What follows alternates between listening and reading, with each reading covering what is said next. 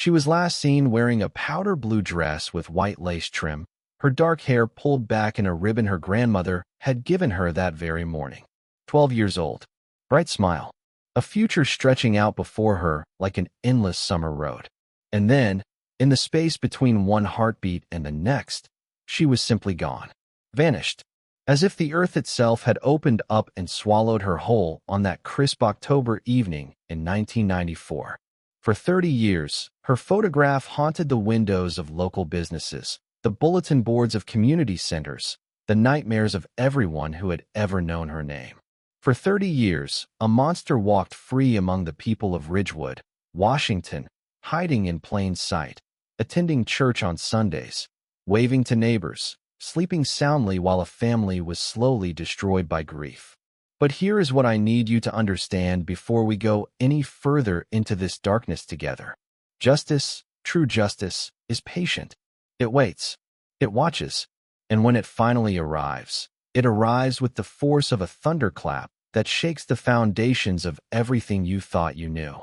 This is the story of Melody and Patterson. This is the story of how a community was forced to look into the mirror and confront the monster that had been living among them all along. And this is the story of how the truth, buried for 3 decades under lies and silence, and the desperate need to believe that evil cannot wear a familiar face, finally clawed its way back into the light. Before you continue watching, I need to ask you something. If you have ever looked at a missing child poster and felt that twist in your gut, that prayer that wherever they are, someone is searching for them, then you understand why this story matters. You understand why it cannot be forgotten. Share this video right now. Not later. Not when you finish. Right now. Because somewhere out there, someone is watching who might hold the key to another missing child, another unsolved case, another family waiting in the endless purgatory of not knowing. And if you are not yet subscribed to this channel, hit that button now. We tell the stories that others want to forget. We speak for those who can no longer speak for themselves. And we never, ever let the guilty rest easy. Ridgewood, Washington, in 1994 was the kind of place that existed more as an idea than a location on any map. Population just under 4,000. 2 traffic lights. 1 grocery store. 3 churches. A downtown that stretched for exactly 4 blocks before giving way to farmland that rolled out toward the Cascade foothills like a green and golden quilt. Everyone knew everyone. Doors were left unlocked. Children rode their bikes until the streetlights flickered on, and the most serious crime anyone could remember was when old Frank Morrison's tractor was stolen back in 1987, only to be found 3 days later in his own barn, where his teenage son had hidden it as a prank. The Patterson family had lived in Ridgewood for 3 generations. Melody's grandfather, Harold, had built the family home with his own hands in 1952, and it still stood at the corner of Maple and 3rd, a white Victorian with a wraparound porch where Melody had spent countless summer evenings catching fireflies in mason jars with her younger brother, David. Her father, Richard Patterson, worked as a foreman at the lumber mill that employed nearly a quarter of the town's working population. Her mother, Catherine, taught 4th grade at Ridgewood Elementary, the same school where Melody was now in 7th grade, preparing to graduate to the regional middle school the following year. They were, by every measure that small-town America used to define such things, the perfect family. Sunday dinners with extended relatives. Vacation Bible school every summer. Melody sang in the church choir, earned straight A's, and had recently been selected to represent her school in the county spelling bee. She was the kind of daughter that parents pointed to when they wanted to show what was possible when you raised your children right. October 14th, 1994, was a Friday. The Ridgewood Elementary Fall Festival was an annual tradition dating back to the 1960s, a celebration of the harvest season featuring carnival games, baked goods, a costume contest, and the crowning of a fall festival queen and king, selected by popular vote among the students. That year, to no one's surprise, Melody and Patterson had been crowned queen. Photographs from that evening show her standing on the gymnasium stage, a crown of autumn leaves on her head, her smile radiant, her powder blue dress pristine. The festival ended at 8 o'clock. Parents collected their children, loaded them into station wagons and pickup trucks, and headed home through streets made ghostly beautiful by the fog that had rolled in from the river. Catherine Patterson was running the bake sale table and would need another hour to clean up and count the proceeds. Richard Patterson was working a late shift at the mill, and so it was decided, in one of those small, seemingly inconsequential decisions that would echo through decades, that Melody would walk home alone. The Patterson house was only 6 blocks from the school. She had made the walk 1,000 times. The streets were safe. Everyone knew everyone. What could possibly go wrong? Melody said goodbye to her mother at 8:15 p.m. Multiple witnesses saw her leave the gymnasium through the main entrance, still wearing her leaf crown, her spelling bee trophy tucked under one arm. She turned left on Oak Street, heading toward Maple. The fog was thick. The streetlights cast halos of golden light that seemed to float in the mist like earthbound stars. And then she was gone. At 9:30 p.m., Catherine Patterson arrived home to find the house empty. The porch light was on. Melody's key was still hidden under the ceramic frog by the front door, untouched. Her bedroom was exactly as she had left it that morning, bed unmade, school books stacked on her desk, a half-finished letter to her pen pal in Portland sitting next to a cup of colored pencils. The first phone call was to neighbors. Perhaps Melody had stopped to visit a friend. Perhaps she had gotten caught up in conversation with someone from school. But no one had seen her. The second call was to Richard at the mill. The third call was to the Ridgewood Police Department. By midnight, every available officer in Ridgewood was searching. By dawn, volunteers from 3 neighboring counties had joined them. They searched the woods. They dragged the river. They went door to door with photographs, asking the same questions over and over again. Did you see her? Did you hear anything? Did you notice any strangers in town? No one had seen anything. No one had heard anything. Melody and Patterson had simply ceased to exist. In the days that followed Melody's disappearance, Ridgewood transformed from a sleepy small town into a community under siege. National media descended like locusts, their satellite trucks lining Main Street, their cameras capturing every tear, every prayer vigil, every anguished appeal from Richard and Catherine Patterson begging whoever had taken their daughter to please just let her come home. The case made headlines across the country. A beautiful young girl, a harvest festival queen, vanishing into the fog in a town where nothing bad ever happened.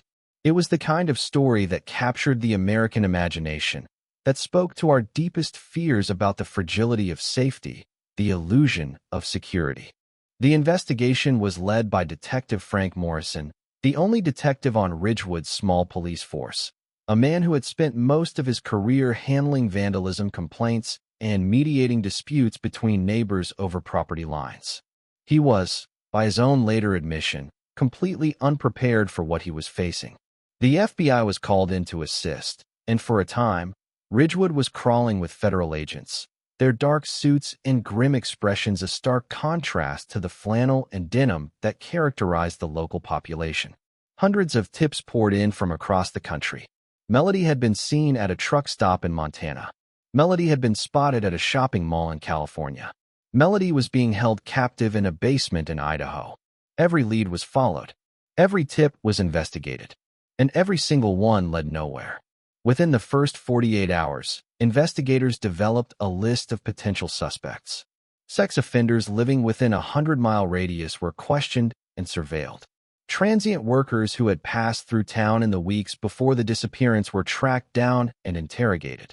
A convicted kidnapper who had been released from prison 6 months earlier and was known to have relatives in the area became the focus of intense investigation, his alibi picked apart, his movements scrutinized, his past laid bare for all to see.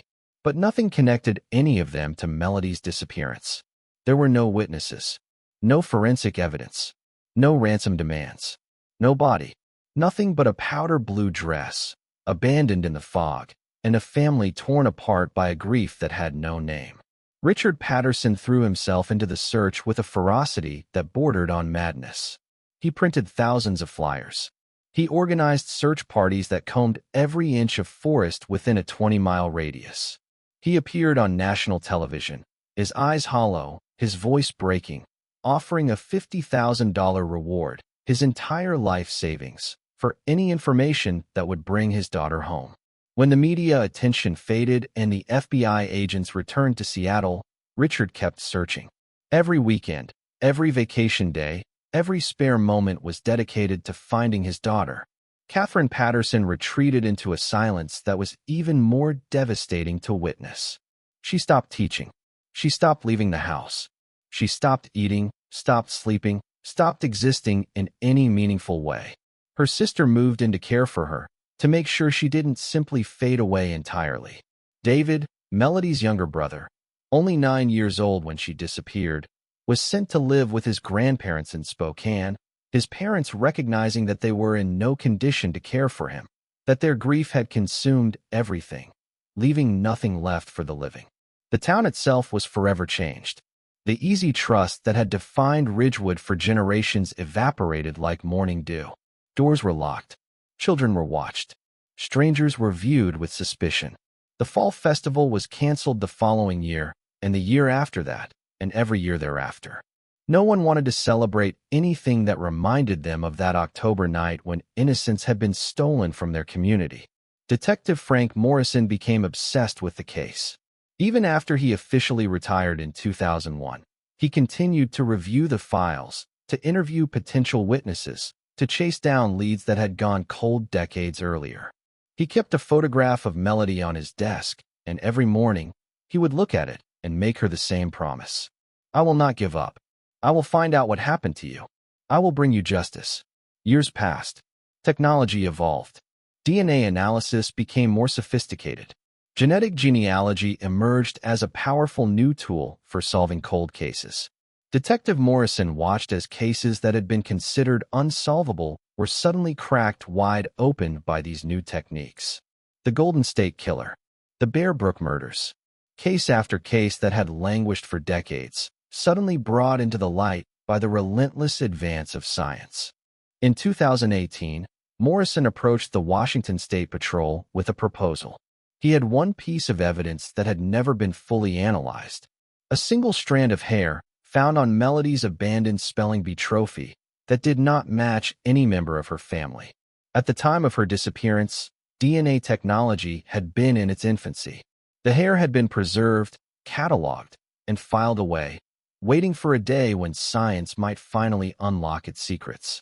The analysis took 2 years. The hair yielded only partial DNA, degraded by time and improper storage conditions. But it was enough to upload to a genetic genealogy database, where it might match with distant relatives of whoever had left it on that trophy 30 years ago. In March of 2023, a match came back. A woman in Arizona had uploaded her DNA to find her biological parents. She was a genealogical match, a distant cousin 3 generations removed from a family that had lived in Ridgewood for over a century. Let me pause here and ask you something. Have you ever looked at someone you know, someone you trust, someone you see every day, and wondered what secrets they might be hiding behind their smile?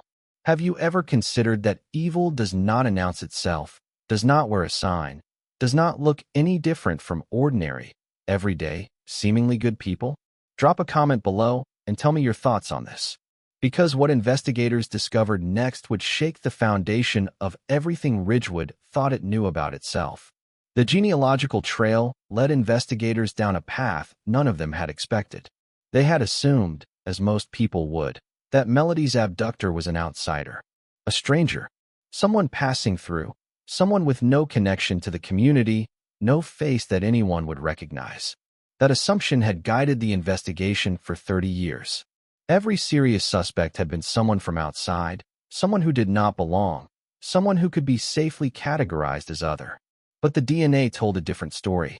The family tree constructed by genetic genealogists traced the partial DNA profile back to the Hartwell family, one of the oldest and most respected families in Ridgewood.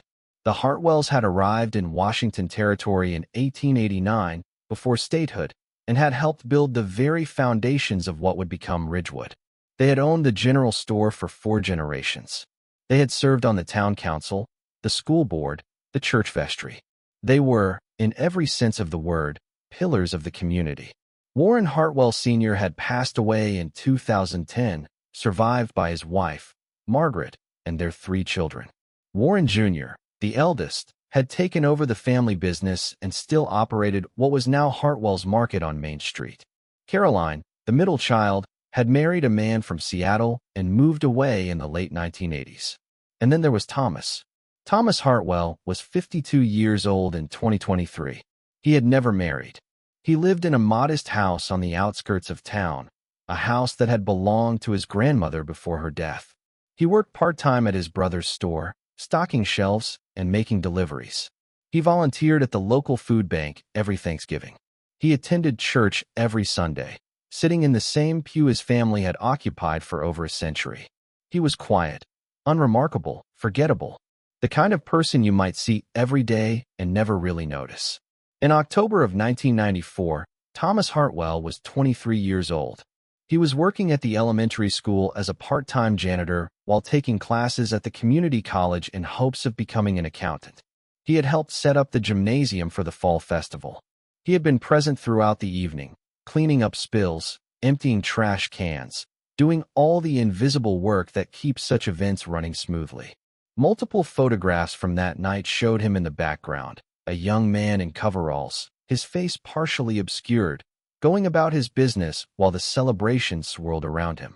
He had given a statement to police the day after Melody's disappearance. It had been brief, unremarkable, exactly what you would expect from a cooperative witness with nothing to hide. Yes, he had been working at the festival. No, he had not seen Melody leave. No, he had not noticed anything unusual. He had finished his shift at approximately 9 p.m. and had gone directly home. His mother could vouch for his arrival time. Case closed. Moving on. No one had ever looked at Thomas Hartwell twice. He was local. He was from a good family. He was one of them. And in a community where trust was everything, where belonging meant automatic innocence, Thomas Hartwell had been invisible in plain sight for 30 years. When investigators obtained a warrant for Thomas Hartwell's DNA in September of 2023, he did not resist. He smiled, in fact, a strange, knowing smile that the detective who served the warrant would later describe as the most unsettling thing he had ever witnessed. Of course, Thomas said, "I've been waiting for this for a long time." The DNA was a match. The single strand of hair on Melody's spelling bee trophy had come from Thomas Hartwell. But a single hair, by itself, was not enough. Defense attorneys would argue contamination. They would point to Thomas's legitimate presence at the festival. They would create reasonable doubt as easily as breathing. To truly build a case, investigators needed more.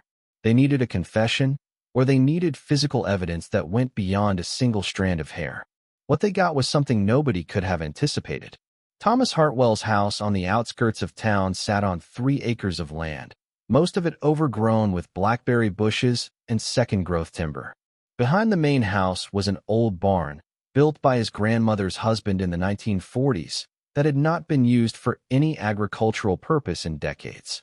When investigators arrived with a search warrant, Thomas was sitting on his front porch, that same strange smile on his face, as if he had been waiting for them all along. They found the barn locked with a padlock that looked new, its brass gleaming in contrast to the weathered wood of the door.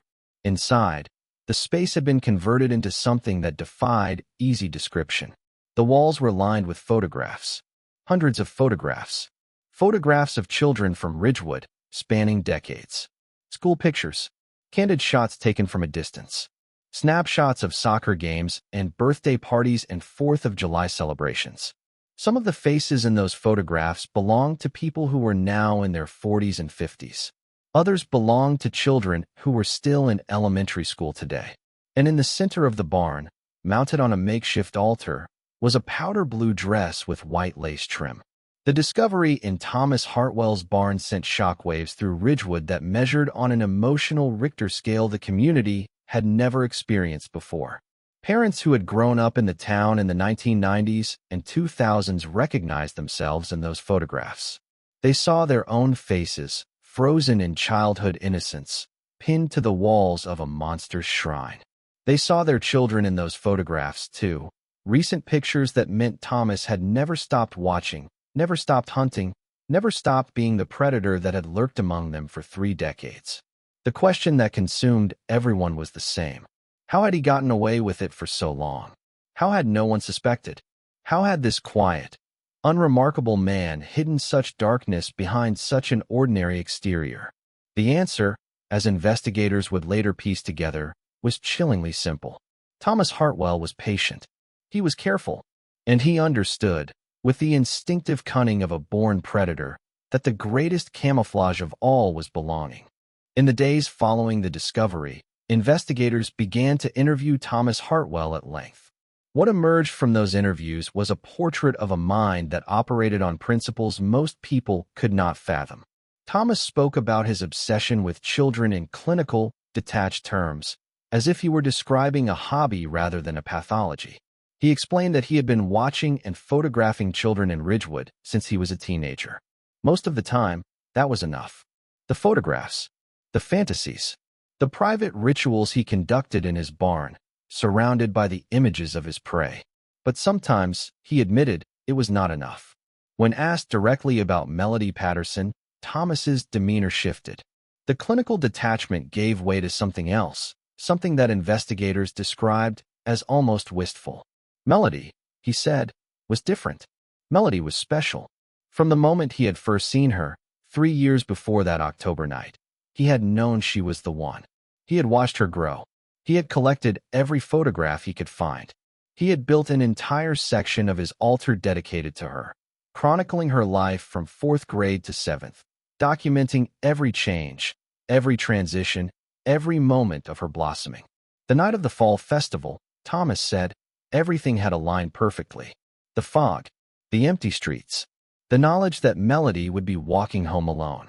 He had planned for this moment for years, he explained. He had prepared. He had a van, borrowed from his uncle under the pretense of moving furniture. He had a location, an abandoned hunting cabin deep in the forest that his family had owned for generations but no longer used. He intercepted Melody 2 blocks from her home. He told her that her mother had sent him, that there had been an emergency, that she needed to come with him immediately. Melody, who had known Thomas her entire life, who had seen him at school every day, who had no reason to suspect the friendly janitor with the familiar face, got into his van without hesitation.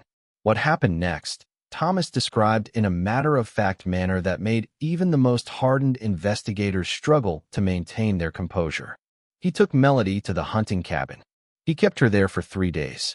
And then, when he was finished, when the fantasy that had sustained him for years had finally been made real and found wanting, he killed her. He buried her body in a shallow grave behind the cabin, covered it with rocks and fallen branches, and went home to sleep soundly in his bed. He returned to work the following Monday. He expressed appropriate concern when asked about the missing girl. He helped distribute flyers. He attended the prayer vigils. He watched the Patterson family disintegrate with the same detached curiosity with which he watched everything else. For 30 years, he lived his life. He worked. He volunteered. He went to church. He continued to photograph children, though he claimed, with something approaching pride, that he never acted on those impulses again. Melody, he said, had been enough.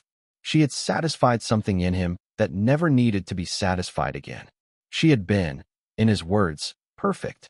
The hunting cabin still existed, though it had fallen into advanced disrepair. Investigators, accompanied by cadaver dogs and forensic anthropologists, descended on the location within hours of Thomas's confession. They found the shallow grave exactly where he said it would be. Melody and Patterson was finally coming home. The forensic recovery took 3 days. The remains were transported to the state medical examiner's office in Seattle, where they underwent extensive analysis. Dental records confirmed what everyone already knew. After 30 years, there was no longer any question about what had happened to the girl in the powder blue dress. When the news broke that Melody's remains had been found, Ridgewood came to a complete standstill. Schools closed. Businesses shuttered. Church bells rang for the first time in years, not in celebration, but in mourning. The community that had spent 3 decades hoping against hope that somehow, somewhere, Melody might still be alive was forced to finally confront the truth they had always feared but never wanted to accept. Richard Patterson was 67 years old when his daughter came home. The years had not been kind to him. His hair had gone white. His broad shoulders had curved inward, as if bearing an invisible weight. His eyes, once bright with the fierce determination of a father who would never stop searching, had dimmed to a weary resignation. He had spent 30 years preparing for this moment, and yet, when it finally arrived, he found that no amount of preparation could shield him from the blow. He requested to see the remains before they were released to the funeral home. The medical examiner tried to dissuade him, explaining that after 30 years, what remained was barely recognizable as human, let alone as the vibrant young girl he had last seen heading out the door to walk home from a school festival. But Richard was insistent. He needed to see. He needed to know. He stood in the cold, sterile examination room for nearly an hour, looking at what remained of his daughter, his firstborn, his Melody. And when he finally spoke, his voice was barely a whisper. "She was wearing the crown I made her," he said. "The crown of autumn leaves. I made it myself. Wove it together the morning of the festival. I told her she was my queen. The crown, of course, was long gone, decayed into nothing, scattered by wind and rain and the relentless passage of time. But in Richard's mind, in the photograph that had occupied the mantle of his home for 30 years, Melody was still wearing it, would always be wearing it. Catherine Patterson did not come to view the remains. Catherine Patterson had died in 2011, succumbing to a cancer that she had refused to treat, telling her doctors that she had been waiting to join her daughter for nearly 20 years and she was not about to delay the reunion any longer. Her final words, spoken to David as he sat by her hospital bed, were for Melody. "Tell her I never stopped looking for her," Catherine had whispered. "Tell her I'm coming to find her." David Patterson was now a grown man of 38, a father himself with 2 daughters of his own. He had spent his entire adult life running from the shadow of his sister's disappearance, from the weight of being the surviving child, from the guilt of being alive when Melody was not. He had changed his name, moved to the East Coast, built a life that had as little connection to Ridgewood as possible. When investigators contacted him to inform him of the arrest and the recovery of Melody's remains, David broke down completely. He flew back to Washington for the first time in 20 years, walking through the streets of a town he no longer recognized. Looking for the brother he had been before that October night had taken everything away. He found his father sitting on the porch of the old Victorian on Maple and 3rd, the same porch where he and Melody had once caught fireflies, where they had whispered secrets and made plans and dreamed about the future. Richard looked up at his son with eyes that seemed to see through him, through the walls, through time itself. "She's coming home," Richard said. "My girl is finally coming home." They sat together on that porch, father and son, watching the sun set over the mountains, not speaking, not needing to speak. The grief that had separated them for decades was still there, would always be there, but now there was something else as well. Closure. Resolution. The terrible gift of finally knowing. The funeral was held on a Saturday in late October, almost exactly 30 years after Melody's disappearance. The church was packed beyond capacity, with mourners spilling out onto the lawn, into the street, filling the town square with a sea of faces that stretched as far as the eye could see. People came from across the country, former classmates who had never forgotten, investigators who had worked the case and never given up, strangers who had been touched by the story and wanted to pay their respects. Father Michael, who had been a young seminarian in 1994 and was now the senior pastor at St. Andrew's, delivered a eulogy that would be quoted for years to come. "We are here today not only to mourn Melody," he said, "but to celebrate her, to celebrate the joy she brought to everyone who knew her, to celebrate the love she inspired that never faded, and yes, to celebrate the justice that has finally been served, even if it took 30 years to arrive. Melody Patterson was taken from us too soon, but she was never forgotten. She will never be forgotten." The trial of Thomas Hartwell began in January of the following year. It was, by any measure, the most significant criminal proceeding in the history of Ridgewood, though it was held in the county seat due to concerns about impartiality. The courtroom was packed every day, with lines forming hours before the doors opened. National media had returned in force, their cameras capturing every moment for an audience that spanned the globe. The prosecution's case was overwhelming. They had Thomas's DNA on Melody's trophy. They had his detailed confession. They had the recovery of Melody's remains from the location he had specified. They had the photographs, hundreds of them, documenting a pattern of predatory behavior spanning decades. They had testimony from forensic psychologists who described Thomas as a textbook sexual predator who had hidden his compulsions behind a mask of normalcy. The defense, faced with an impossible task, attempted to argue that Thomas's confession had been coerced, that his mental state precluded full criminal responsibility, that the passage of 30 years had compromised the reliability of the evidence. None of these arguments gained traction. The jury, composed of men and women from the surrounding counties who had followed the case for months, was not inclined toward mercy. Richard Patterson attended every day of the trial. He sat in the front row, directly behind the prosecution table, his eyes never leaving Thomas Hartwell's face.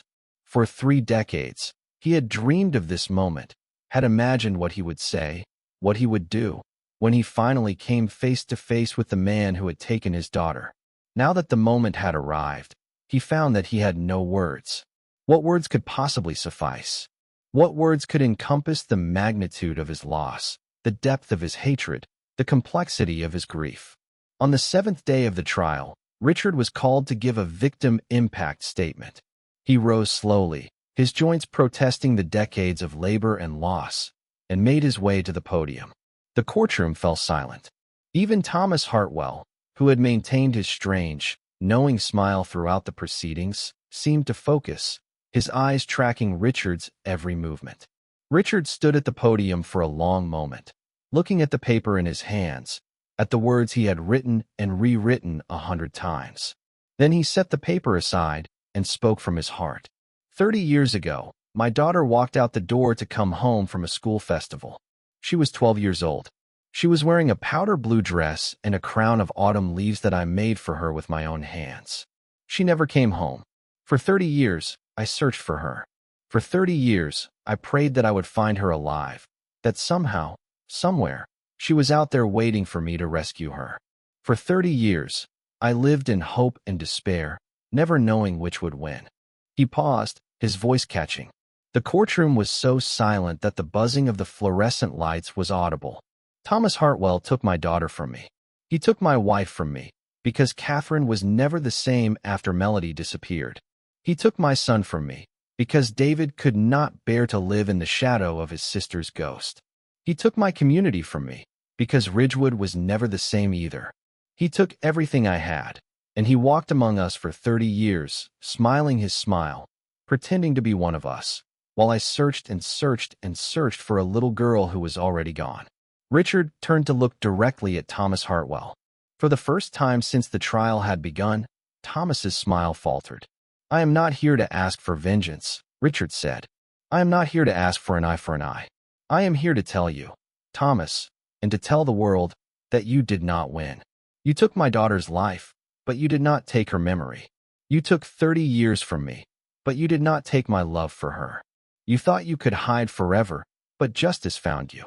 And now, for the rest of your miserable life, you will sit in a cell and know that the world sees you for exactly what you are. Richard returned to his seat. Catherine's sister, who had made the trip from Portland despite her failing health, reached over and took his hand. Neither of them said a word. Neither of them needed to. The jury deliberated for less than 4 hours. On the count of first-degree murder, Thomas Hartwell was found guilty. On the count of kidnapping, guilty. On the count of multiple lesser charges related to his decades of photographing children without consent, guilty on all counts. The sentencing hearing was held 1 month later. Thomas Hartwell, now stripped of his strange smile, stood before the judge looking somehow smaller than he had before, as if the verdict had physically diminished him. The judge, a woman who had presided over hundreds of criminal cases in her career, addressed him directly. Thomas Hartwell, she said, you have committed crimes that defy comprehension. You took a child from her family, from her community, from her future. You ended a life that was just beginning. And then you lived among the people you had harmed for 30 years, hiding in plain sight, sleeping soundly while others suffered. There is no punishment that can undo what you have done. There is no sentence that can restore what you have taken. But I can ensure that you never have the opportunity to harm another child again. She sentenced Thomas Hartwell to life in prison without the possibility of parole. As he was led from the courtroom in handcuffs, he passed within 3 feet of Richard Patterson. For a moment, their eyes met. Richard saw no remorse there, no guilt, no acknowledgement of the magnitude of his crimes. He saw nothing but emptiness. And somehow, that emptiness was the most terrifying thing of all. In the weeks following the trial, Ridgewood began the slow, painful process of healing. The town council voted to establish a memorial garden in Melody's name, located on the grounds of the elementary school where she had once been crowned Fall Festival Queen. A scholarship fund was created in her honor, providing financial assistance for young women pursuing careers in criminal justice. Detective Frank Morrison, now in his 80s and in failing health, gave one final interview to the local newspaper. When asked what had driven him to spend decades pursuing a case that most had given up on, he gave a simple answer. "I made her a promise," he said. "I told her I would not give up. I told her I would find out what happened to her. I told her I would bring her justice. It took me 30 years, but I kept my promise." He died 3 months later, peacefully, in his sleep. His obituary noted that among his many accomplishments was his role in finally solving the Melody Patterson case. At his funeral, Richard Patterson was among the mourners, paying his respects to the man who had never stopped searching. The community that had been Thomas Hartwell's camouflage turned on his memory with a ferocity that matched the initial shock of his arrest. The Hartwell family store, which had operated for over a century, closed its doors permanently. Warren Hartwell Jr., unable to bear the association with his brother's crimes, sold the property and moved to Oregon. The family home where Thomas had maintained his altar of photographs was demolished by a group of volunteers, reduced to rubble, and then to ash in a bonfire that burned through the night. It was as if Ridgewood was trying to erase Thomas Hartwell from existence, to pretend that he had never been one of them, to restore the illusion of innocence that his crimes had shattered forever.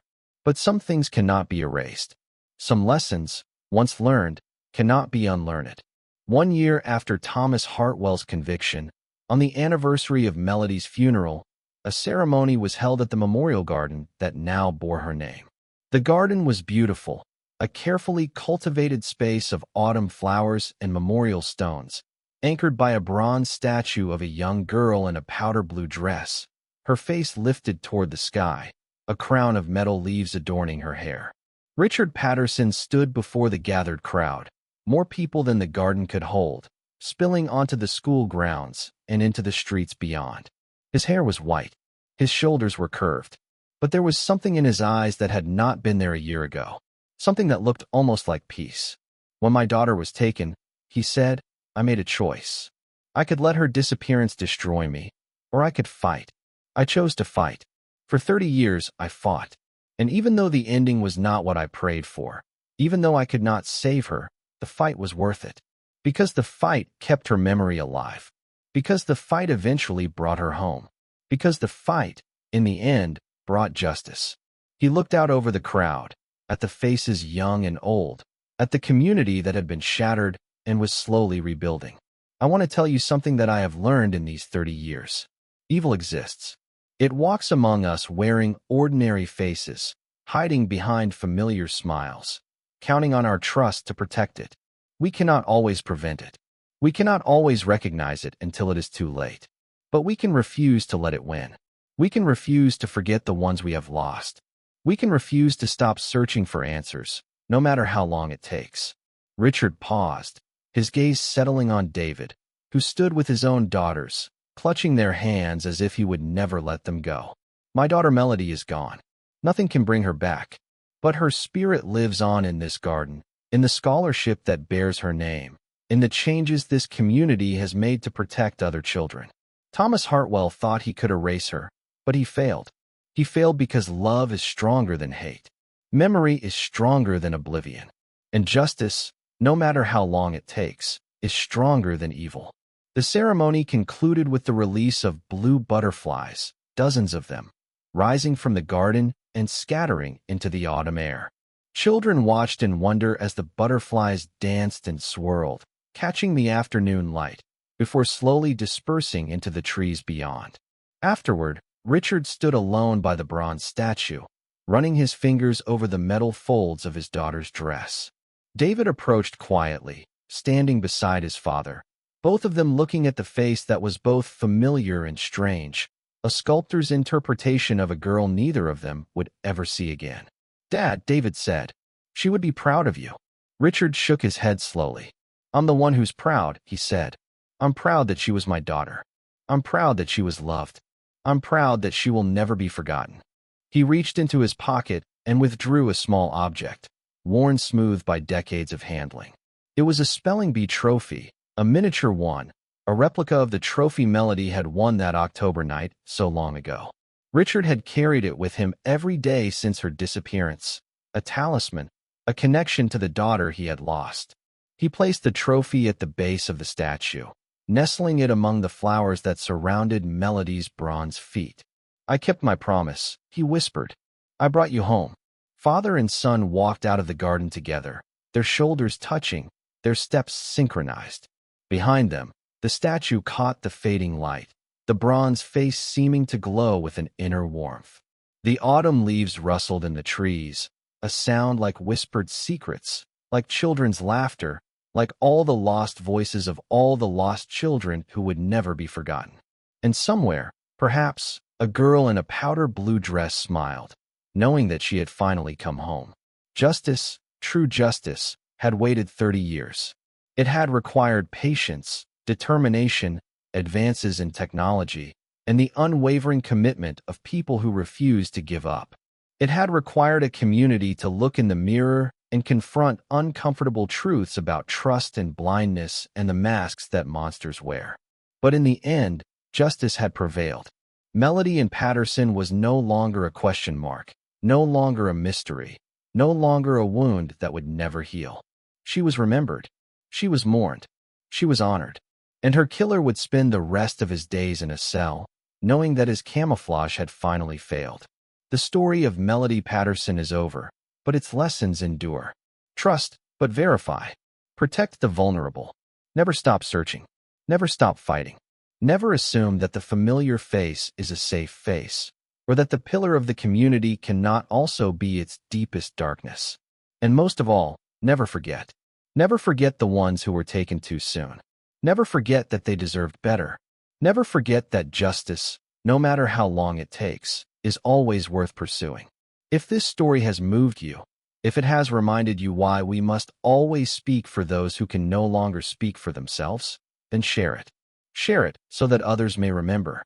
Share it so that other cold cases might find their champions.